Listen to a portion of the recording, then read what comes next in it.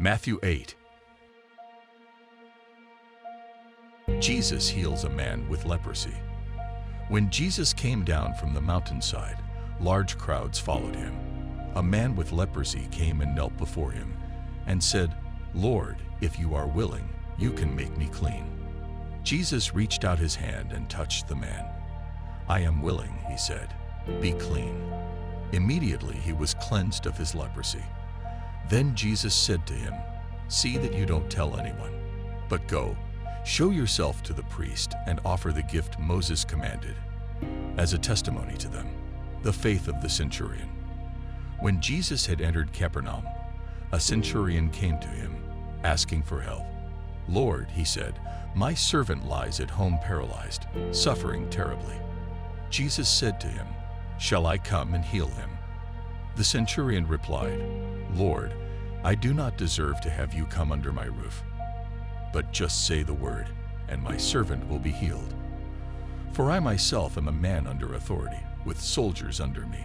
I tell this one, 'Go,' and he goes, and that one, 'Come,' and he comes. I say to my servant, 'Do this,' and he does it."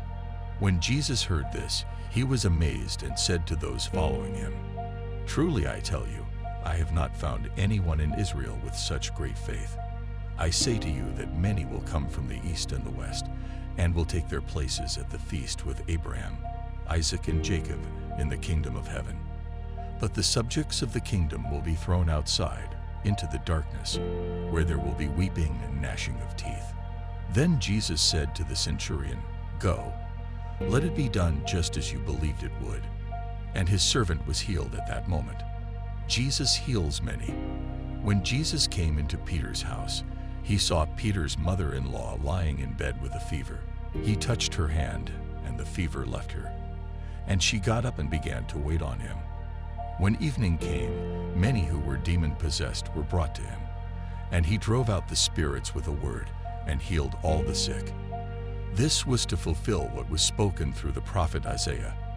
He took up our infirmities and bore our diseases. The cost of following Jesus. When Jesus saw the crowd around him, he gave orders to cross to the other side of the lake. Then a teacher of the law came to him and said, "Teacher, I will follow you wherever you go." Jesus replied, "Foxes have dens and birds have nests, but the Son of Man has no place to lay his head." Another disciple said to him, "Lord, first let me go and bury my father." But Jesus told him, "Follow me, and let the dead bury their own dead." Jesus calms the storm. Then he got into the boat, and his disciples followed him. Suddenly a furious storm came up on the lake, so that the waves swept over the boat. But Jesus was sleeping. The disciples went and woke him, saying, "Lord, save us. We're going to drown." He replied, "You of little faith, why are you so afraid?" Then he got up and rebuked the winds and the waves, and it was completely calm. The men were amazed and asked, "What kind of man is this? Even the winds and the waves obey him." Jesus restores 2 demon-possessed men. When he arrived at the other side in the region of the Gadarenes, 2 demon-possessed men coming from the tombs met him. They were so violent that no one could pass that way. "What do you want with us, Son of God?" they shouted. "Have you come here to torture us before the appointed time?" Some distance from them, a large herd of pigs was feeding.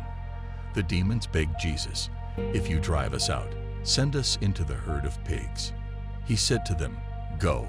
So they came out and went into the pigs, and the whole herd rushed down the steep bank into the lake and died in the water.